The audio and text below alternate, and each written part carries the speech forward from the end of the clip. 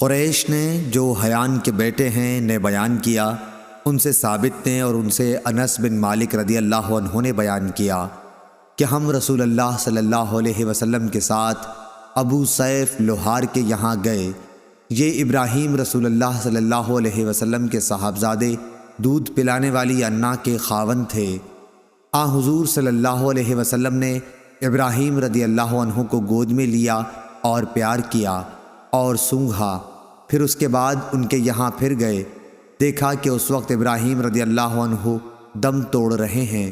رسول اللہ صلی اللہ علیہ وسلم کی آنکھیں آنسوؤں سے بھر آئیں تو عبد الرحمن بن عوف رضی اللہ عنہ بول پڑے کہ یا رسول اللہ صلی اللہ علیہ وسلم، اور آپ بھی لوگوں کی طرح بے صبری کرنے لگے۔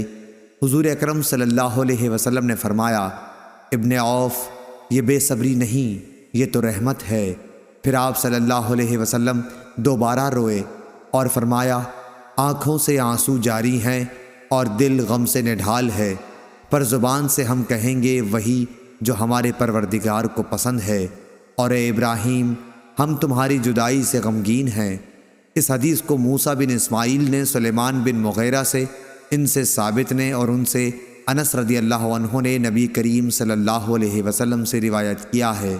صحیح بخاری حدیث نمبر 1303۔